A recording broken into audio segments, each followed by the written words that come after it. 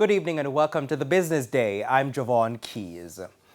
U.S.-based fried chicken franchise Bird Shack is coming to Jamaica. The franchise would be operated by Area QSR, a subsidiary of Area Holding Company Jamaica. Now, Area's Chief Executive Officer Wayne Cummings says the company has an agreement to develop 9 stores across the island over the next 5 years. Now, Jamaica's first Bird Shack fried chicken location is to open by mid-April at Witter Village Shopping Mall in Montego Bay, St. James. Some more company news. PriceSmart Portmore will open on April 12. This is the US-based company's second location in Jamaica and the 50th in the world. The construction is estimated at $20 million. 180 direct jobs will be generated from this new location. And some news in agriculture. The government is spending about $15 million to resume local trade shows this year. At a media briefing yesterday, Agriculture Minister Pernell Charles Jr. says there was a significant loss in revenue due to the pandemic, amounting to some $2 billion. A lack of trade shows also put a dent in overall earnings.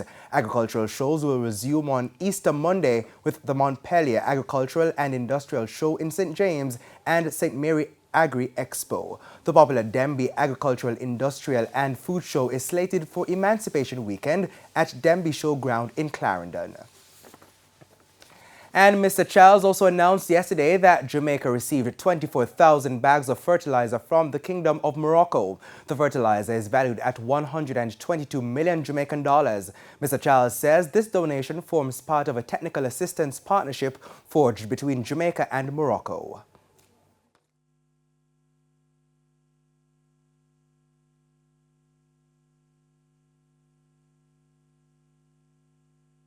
This donation forms part of a larger and more substantive technical assistance program that will examine Jamaica's soil fertility in order to address some of the underlying issues within the farming sector and to provide technical training as well in soil fertility analysis for some of our staff.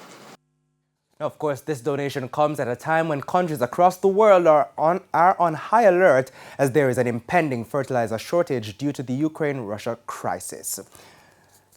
As to the markets, the banks and cambios are selling the US dollar for an average $154.21. $123.78 is the going rate for the Canadian dollar, $205.11 for the pound, while the euro is trading at an average $172.04.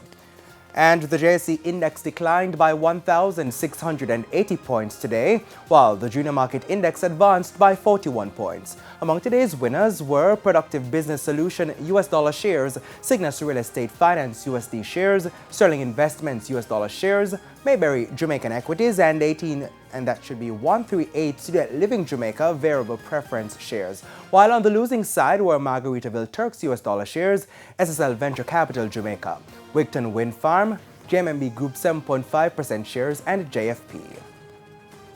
And that's it for the Business Day. I'm Javon Keys. Stay with us. Regional and international news are after the break.